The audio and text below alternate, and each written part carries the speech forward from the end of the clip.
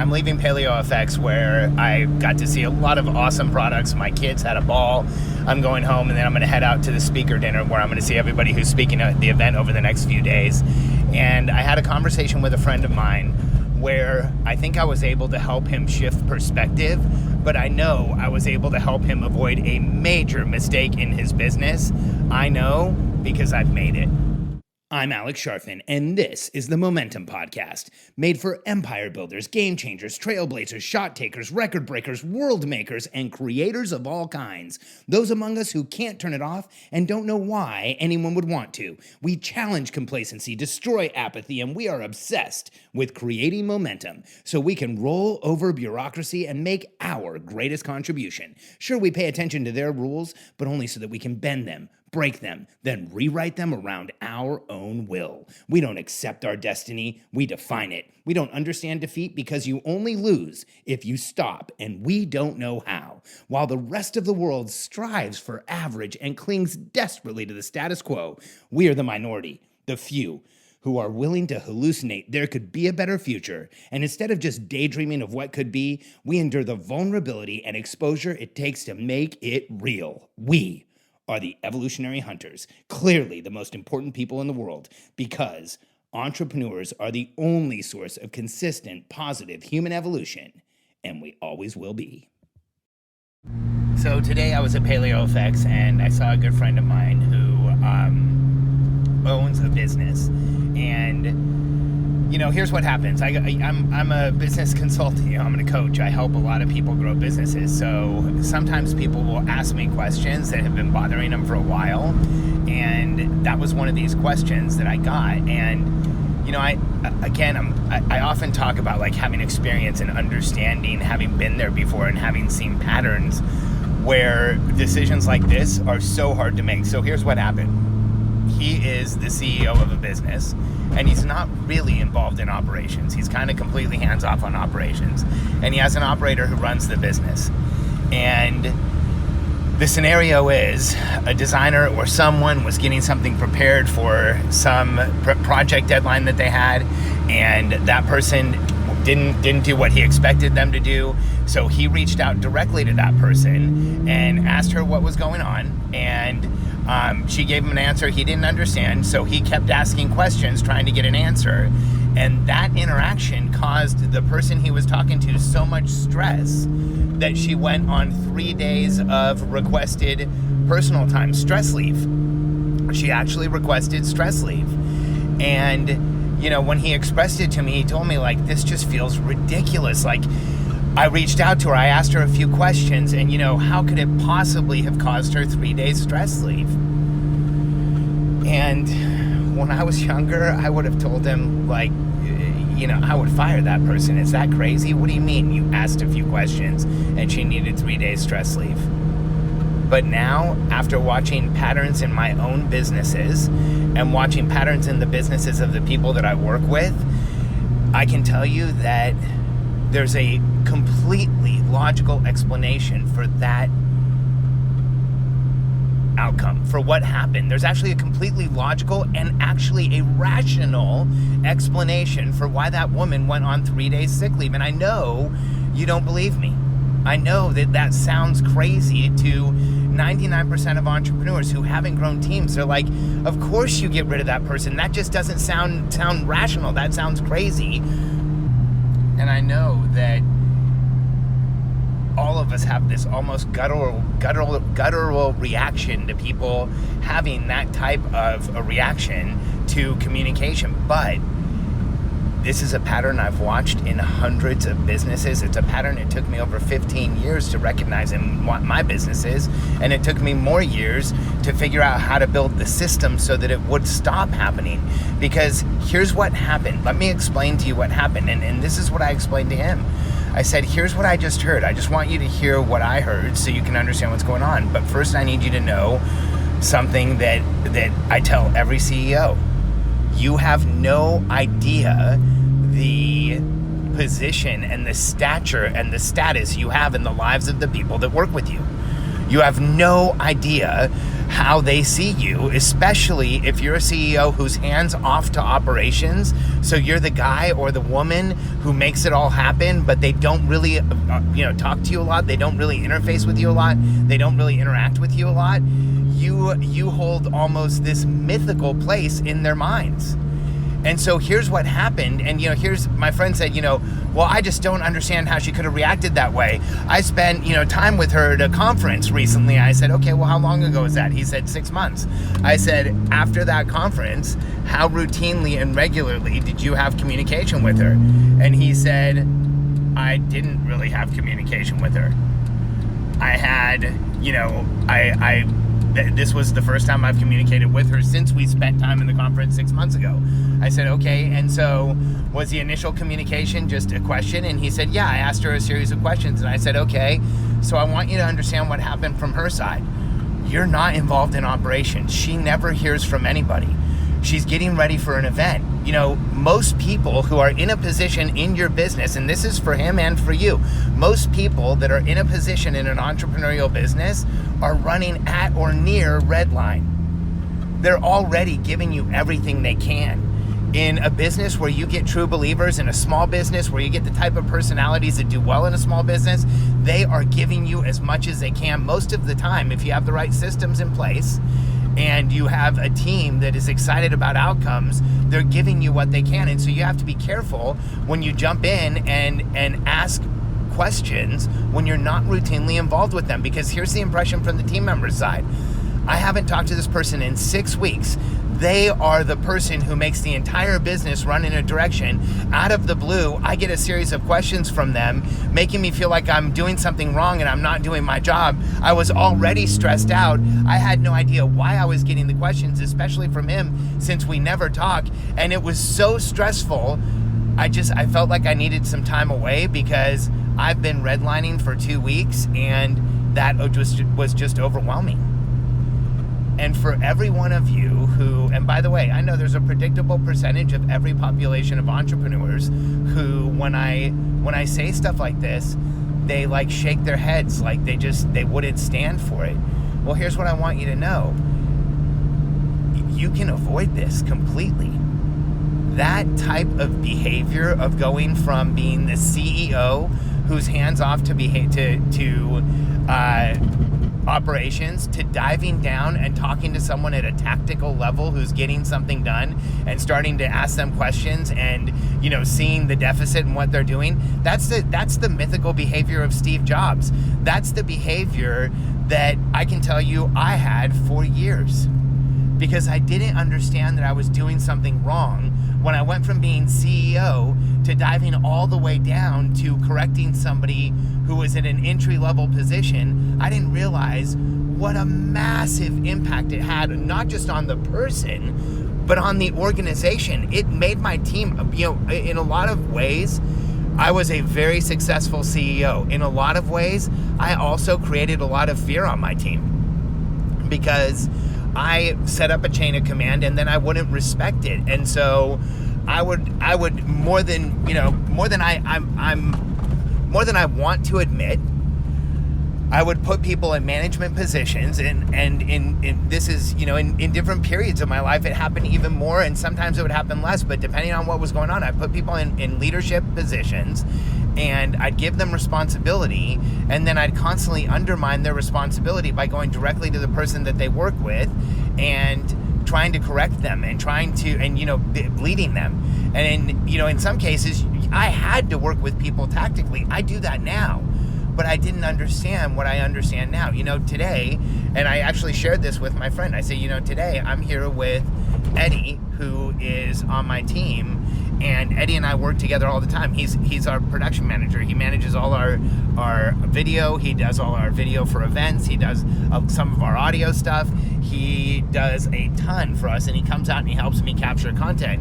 And but I don't lead Eddie. Eddie doesn't report to me on the org chart. I'm, at a CEO level, it's hard for me now at the size company we have to dive down and tactically manage someone unless I really have to and I take over a department for a period of time. Or, like recently I had sales directly reporting to me, so I'm tactically managing, but the more I do that, the more difficult it gets. And if the person's not reporting to me and I dive down on the org chart and start making some tactical suggestions and asking questions and trying to figure stuff out, that freaks everybody out. It freaks everybody out to the point that it's one of the big things that if you bring up Steve Jobs, people talk about Steve Jobs going up to people in Apple and just blowing them up. And it's exactly this behavior. And I know that I've done it. And some of the most painful letters I've ever gotten from people are the people who have been in positions who I worked with tactically at a time where I didn't understand that I shouldn't be trying to lead them and make changes. And what I should have been, since I was working with them tactically, is I should have been encouraging and supportive and then communicating through their team leads and doing that throughout the business. And I've always been a rather active CEO, but if you're a CEO who's hands off to operations, then you don't really have an option there. You have to communicate through chain of command, because otherwise you're literally you're torching sections of your own company. You're gaslighting sections of your own company. A lot of CEOs are accused of having narcissistic personality disorder. In fact, there's a running dialogue in the psychological community of successful CEOs and NPD. And one of the symptoms of NPD is gaslighting or catching people off guard or treating people in a way that makes them feel threatened or makes them feel fear.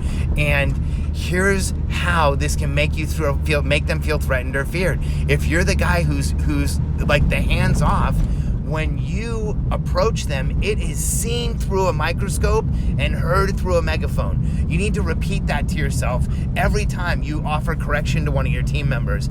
Every time you're upset with somebody, you have to remind yourself, it is seen through or heard through a megaphone and seen through a microscope. Your corrections are actually amplified exponentially. They are both seen as greater than you intend, and they're heard as greater than you intend. Here's why. You don't understand the position you occupy in people's lives as a CEO. You're one of the 3 most important people in their lives on a daily basis, and I group their kids together. So it's spouse, kids, and then typically you. And people always say, what about their parents? And I say, unless the CEO is living with their parents, then you have a greater influence on their day-to-day happiness and momentum than their parents ever will at this point in time in their lives once they have a job. There was a time it would have been their parents. Now it's you. And so, you and I, as the leaders that we are, we can internalize that and build systems around protecting the people in our business from feeling threatened from us.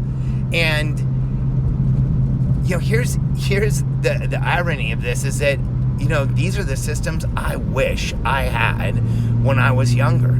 I wish I had clear planning systems. I wish I had clear communication systems and a easy to use chain of command and cadence where everybody knew what was going on and I knew how I could get stuff done, and my team moved at a very, very fast pace.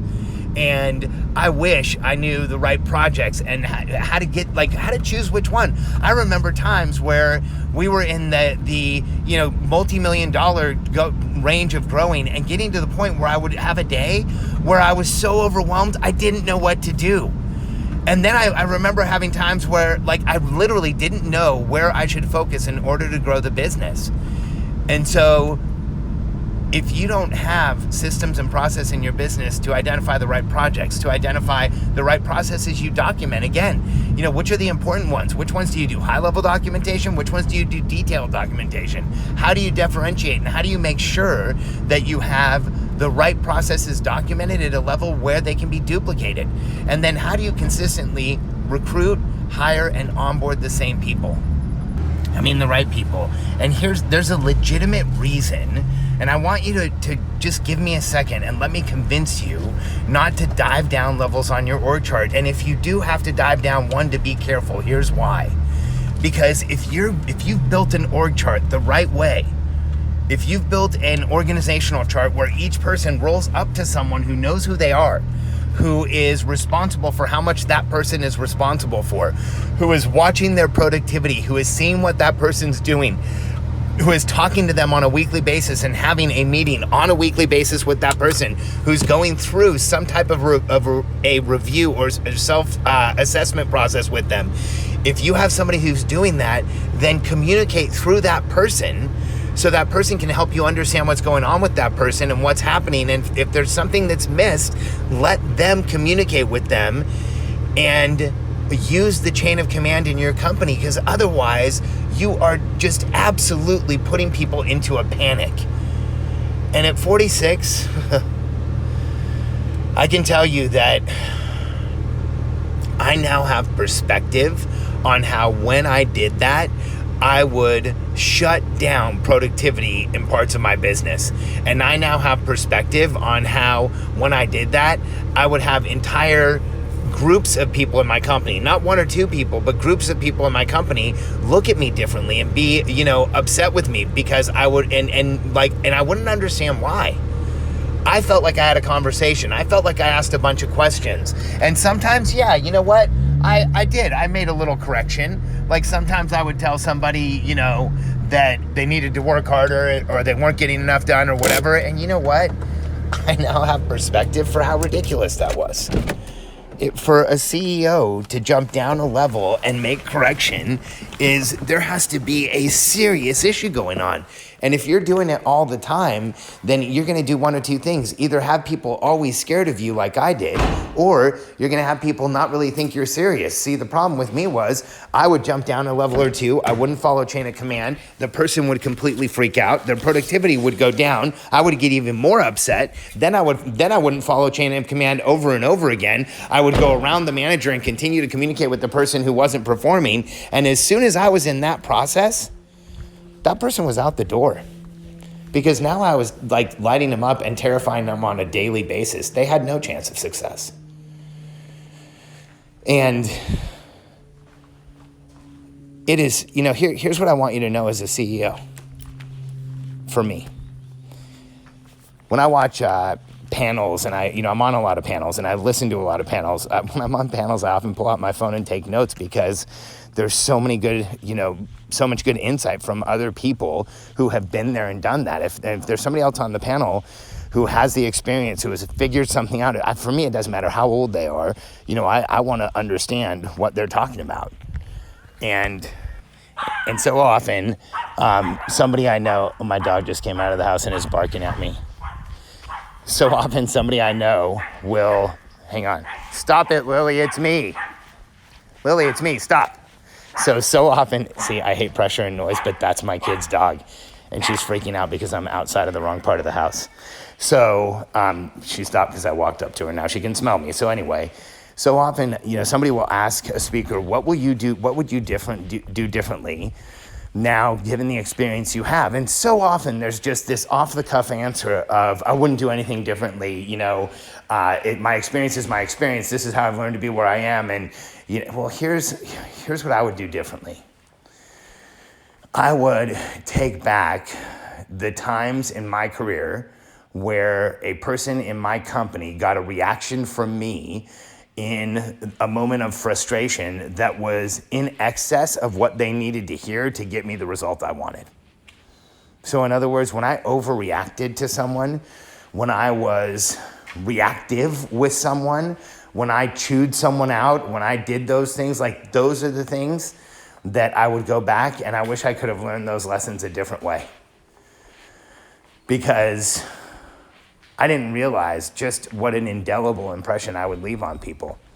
And it's taken me a career to learn that. It's taken me a career to get to the point where, I don't do that. It's taken me a career to get to the other side of this equation, which is understanding that when you have a solid chain of command and you hire the right people and you bring in good leadership and you keep people in a structure where they're not overwhelmed and they can win, that you can get infinitely more done by respecting all of that structure and process than you can by diving 2 levels deep on an org chart and trying to figure out why somebody isn't doing something.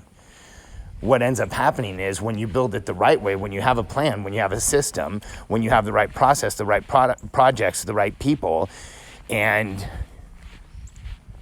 you know where you're going and you have perspective, you end up being able to do more than you ever thought possible.